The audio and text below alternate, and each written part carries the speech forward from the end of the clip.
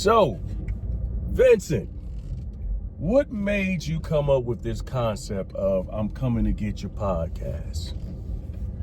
Well, I came up with it because studios are so expensive nowadays. And people always complain about being stuck in traffic, or they don't have a way, or, people be late, or, that type of stuff. I take people being late as a form of disrespect. Yeah, I don't like that.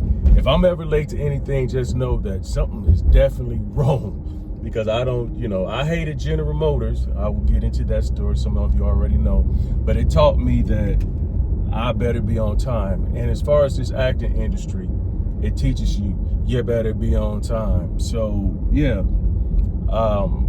and the show is it's not all about celebrities, it's regular people, 9 to 5 and 2 to 10 and 11 to 7 and whatever you do. I want to have a conversation with you. I don't consider it as a interview. I consider it as a conversation, because when a lot of times when it's an interview, people get a little nervous and they think they're supposed to say this and that. But I just really want people to be themselves, yeah, we're just gonna drive around and we're gonna talk, and that's it. I'm just gonna ask questions and we're gonna have a conversation and we're gonna make it smooth and easy. Like I said, we are here in my studio, Dodge Charger Studios. All right. And I think people have better conversations when they're in the car anyways. I want people to feel as if they can be themselves and not look at me as, the shows that I've been on or anything like that, because that's not what it's all about. It's not about me. It's about the guests. It's about me listening and not cutting people off. That's one thing I hate, is when people do interviews and they cut the people off, or they try to ask a question or try to be funny. If you're interviewing somebody, let them talk. Let them spit. Let them be them. You know what I mean? As far as myself, man, I've been out here since, when I say out here, Los Angeles, you see it. I've been out here from Ohio, going on 26 years. I moved out here for my acting, this tough industry, and I've been out here ever since. And I want people to know, man, look, everything you see ain't peaches and cream, man. Don't judge your life or your career because of what you see people post on their social media. You have to remember, people ain't gonna post bad stuff. 9 times out of 10, they ain't gonna post that they're struggling or living in their car, or some might do it just because, they reaching out and they feel like they can get some help or whatnot. But most of the time, people aren't gonna, like I said, post negativity on there. Matter of fact, instead of driving around, I'm gonna pull over, and talk to y'all. But of course, when the show is going on, we're going to drive. And don't worry about gas and all that other stuff, because that's what I'm coming to get you really and truly means. I'm coming to get you. And we're going to talk. But like I said, I've been out here going on 26 years. I moved out here and, I got humbled real quick. I ain't going to lie. I got humbled real quick because when I was in Ohio, I had already done a few things. And, I'm thinking it's going to be on and popping. The hardest thing was me getting an agent. I had already did the movie Traffic. I did an independent film. I had done a whole bunch of plays, but all that stuff, it doesn't matter. I came out here and I remember going to a store called Samuel French. Any actors out there, actresses, I remember Samuel French. It was the place that you had to go if you needed any information about this industry. Agents, managers, productions, scripts, all types of stuff. And I remember I had sent out, this was before, the internet or, emails and all that. It's when you had to really and truly put some work in and, mail it or take it to their office. And I remember I probably mailed out 75 headshots, maybe even 100 headshots, introducing myself. And only 2 responded. And it just happened to have the 2 that responded wanted to see me on the same day. So I went into the first office and I introduced myself, and it's like, all right, have a seat. And I sat there for at least 20, 30 minutes and nobody came back. And I felt like that was extremely disrespectful. Now, I had just moved here, but in the same breath, I still had, like, you know, I don't want to say your pride, but, you know, I still was about show me respect, you know, and I thought it was disrespectful, and I left. I went to the second one, and, you know, we talked, and it's like, we would love to sign you, and I was like, I'm with it. And nobody else wanted me. So I ended up signing with them, and, you know, it was so slow, so slow. I remember going to a place called Central Casting. Central Casting is known for, like, when a lot of times we see a lot of extras, they got them from Central Casting. And I was like, let me go try this extra stuff. I had never been an extra. You know, like I said, I went from speaking roles and plays in Ohio to coming straight here. And one thing I learned is I never want to be an extra. I remember doing this, it was a boxing movie. And I was non-union. I was Taft-Hartley, but I hadn't paid my union dues. Taft-Hartley means you have a speaking part in a movie, but you're non-union. So I had a speaking part in a movie called Traffic, and with Michael Douglas. So that automatically made me Taft-Hartley, automatically made me SAG, but I had to pay the union dues. At that time, I think it was like $1,200 in 2000, and $1,200 was a lot, especially when you just moved out here and you still learning the industry. And going back to that boxing movie, I was non-union extra, so that means you got the worst of the worst. I remember going to get a bottle of water. We had already been there 12 hours. You know, at this time, it's like 2, 3 o'clock in the morning. And I went and got a bottle of water after eating that sack lunch that they gave while everybody else eating good and all that other stuff. And I remember having this sack lunch and going to get a bottle of water, and they told me I couldn't get a bottle of water. They said I had to go drink out of the water fountain. I left up out of that piece, quick, fast, and hurry. I said, nah. I remember also doing a Kanye West video, Jesus Walks. Jesus Walks. And some of you guys might not know this, but he had like 2 or 3 different versions up there. One, he had like slaves or workers or whatever you want to call them. And I remember we had these outfits on, like these sandals, and my feet were hurting so bad, and I was complaining about it. And I was like, look, I can't, because again, we've been there 10, 12 hours. I said, I can't keep walking and doing this and that in these doggone sandals because my feet are hurting too bad. And he was like, well, you just got to deal with it. Peace, I'm out of here. And I left. I don't care if you're in the union, non-union, extra, whatever. Know your worth. Know that you can't allow anybody to just talk to you and be disrespectful towards you. All right, I had to stop for a minute there because the phone got hot. I guess the sun, I don't know where y'all at, but it's 81 here today, and the sun is beaming into my car, so sorry about that. But yeah, I don't care who it is, man. You know your worth. Don't allow anybody to disrespect you. I'm not saying, act like a butthole or anything like that.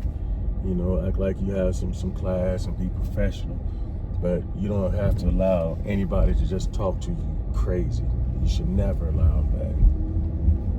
I remember going back to Central Casting and waiting in line, and some guy came up to me. He was like, hey, you know, back then you have to call in to see if any work was available, which was a pain because, you know, a lot of times you got the busy sound. So you calling because you're competing with all these other people, because all these other people are trying to get a job. And I didn't like that neither. Seems like it's a lie, but I remember this guy, when I was in line, this guy was like, hey, we have a call-in service, so you don't have to worry about that. You know, it's across the street. I was like, oh, okay, that sounds cool. So I end up going over there, and I filled out all the paperwork for the call-in service. And I remember at the end, he's like, all right, that'll be $100. I was like, $100? I'm like, dude, you didn't tell me I had to pay for this. And he's like, yeah, man, you have to pay. I was like, dude, I don't have $100 to be signing up for some call-in service that I really and truly don't even know about. And he's like, all right, he said, I'm still put your name in, and when we book you and you get your first check, then, you know, just come back and see us, and, you know, you pay for it like that. I was like, all right, cool, that's fair. So they called me like 2 days later, and they was like, have you ever been a stand-in? I was like, yeah. I didn't even know what the hell a stand-in was. And he's like, all right, we want you to report to Paramount because we want you to work on this. We want you to be a stand-in on this show called Girlfriends. And I'm like, Girlfriends? I'm super excited because I know I watch Girlfriends. So what a stand-in is pretty much, I'm 6'4", so I have to be standing in for somebody that's tall, okay? So stand-in pretty much stands on the spot. They get the lighting right with you, and they get the movements right, and of course the camera and the lighting and all that stuff with you. You know, the DP and the lighting people practice with you until the real person comes.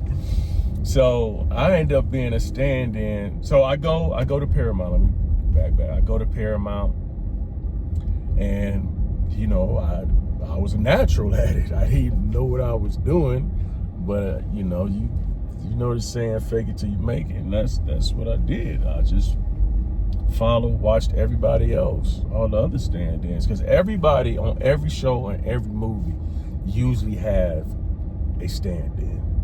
You know, because in this industry, time is money. They want everything to be going like this, like this, like this, like this, like this. You know, they want everything to be moving because, you know, the bosses don't want to pay nobody extra and overtime because it could be a whole bunch of people out there. And so the second AD, Heidi, shout out to Heidi. She was like, man, you did a good job today. She said, do you want to come back tomorrow? I was like, sure. I said, do I need to contact Central Casting or whatever? She's like, no, don't worry about that. I'll start contacting you directly. So for 3.5 years, I never went back to Central Casting. I never had to use that call-in service. Heidi called me all the time to do stand-in work on Girlfriends. And I remember one day, this guy who had been working on Girlfriends since day one, he approached me. He was like, hey man, he said, I know you ain't here all the time because you only can stand in for people that's tall. He said, but I'm going to work on a new show, and you know, I can put your name in.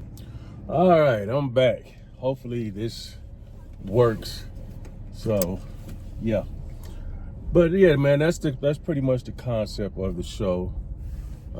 Again, it's not about you being a celebrity. It's just about having a conversation. I was having some technical difficulties earlier. I had to delete some stuff off my phone. But you know, that's why I'm the first guest. So make sure everything is ran smoothly, so I won't have to go through that. So again, I'm your host, Vincent M Ward.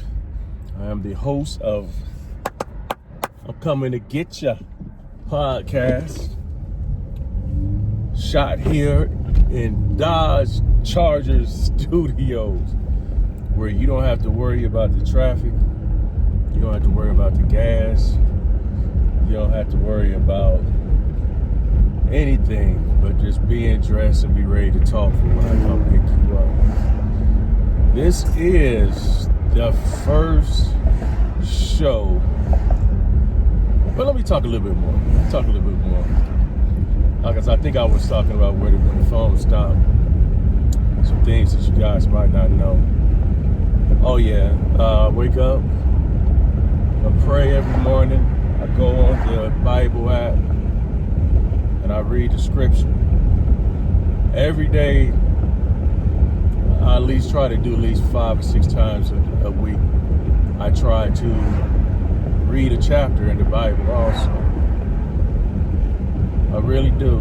My goal is, I hate reading. I hate reading anything. But my goal is to read the entire Bible. And I've been doing that for some years now. It's a lot. I'm on Ezekiel right now. And those some long chapters. Please believe me when I tell you. What else? My faith and my belief in God is everything.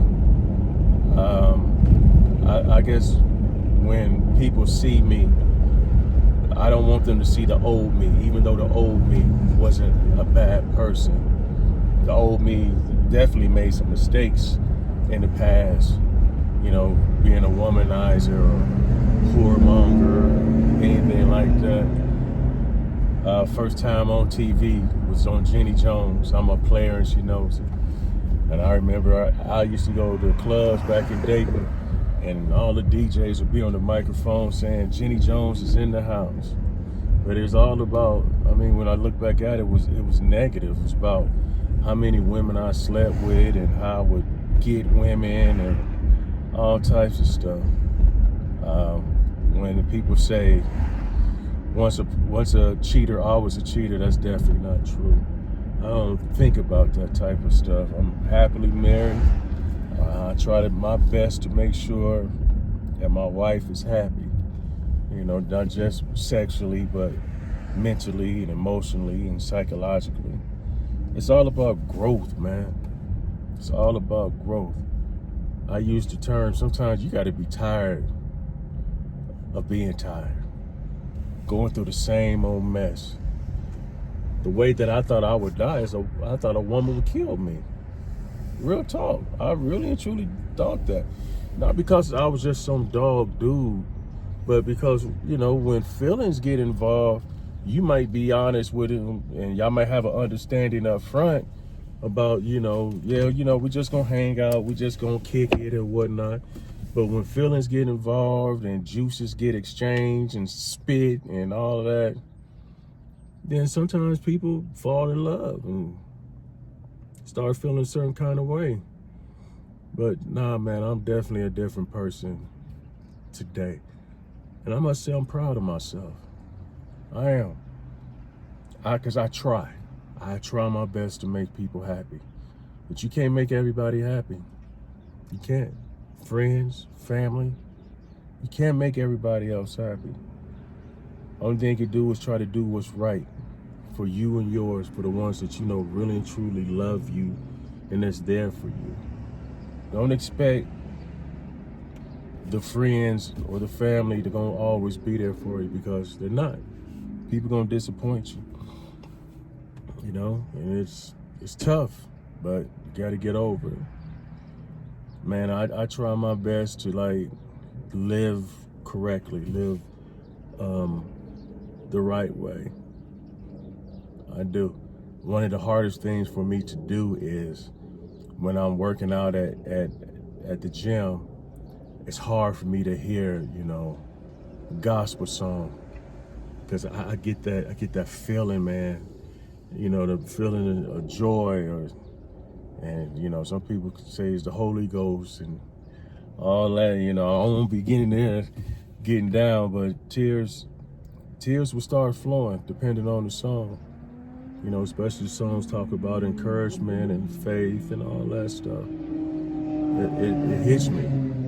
I can listen to it in the sauna because I'm already sweating, and you know, everybody really truly see the tears. But I ain't gonna lie. I guess the older